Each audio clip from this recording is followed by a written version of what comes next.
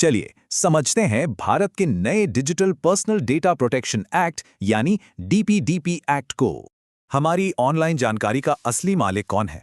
ये कानून इसी बड़े सवाल का जवाब देने की कोशिश करता है। इस कानून की कहानी शुरू हुई 2017 में, जब सुप्रीम कोर्ट ने ये ऐतिहासिक फैसला सुनाया।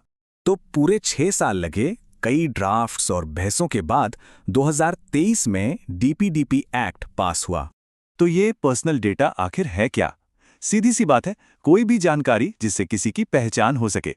इस एक्ट में 2 मेन प्लेयर्स हैं, डेटा प्रिंसिपल यानी आम लोग और डेटा फिड्यूशरी यानी कंपनियां। तो डेटा प्रिंसिपल होने के नाते लोगों को कुछ नए और बड़े अधिकार मिलते हैं। अब कोई भी अपने डेटा को देख सकता है, उसे ठीक करा सकता है या हटवा भी सकता है। लोगों को अधिकार मिले हैं तो कंपनियों की जिम्मेदारियां भी बढ़ी हैं, जिन्हें डेटा फिड्यूशरी कहते हैं। अब कंपनियों को साफ साफ सहमति लेनी होगी, और हाँ, कोई भी डेटा ब्रीच होने पर रिपोर्ट करना जरूरी है। इस एक्ट में बच्चों के डेटा के लिए भी खास नियम बनाए गए हैं।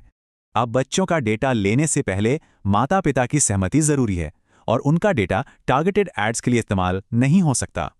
और अगर कोई कंपनी ये नियम तोड़ती है तो जुर्माना भी बहुत भारी है।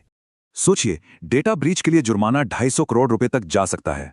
खास तौर पर बच्चों के डेटा का गलत इस्तेमाल करने पर 200 करोड़ तक का जुर्माना है। इन नियमों को लागू करने के लिए data protection board of India बनाया गया है। मतलब अगर कोई ऐप बिना पूछे फोन नंबर बेच दे तो अब उसके खिलाफ सीधी शिकायत हो सकती है। इस एक्ट का सबसे बड़ा मकसद यही है, डेटा अब किसी कंपनी की नहीं बल्कि लोगों की संपत्ति है। नियम तो बन गए हैं, पर असली सवाल यह है कि क्या यह कानून डिजिटल इंडिया को सच में बदल पाएगा?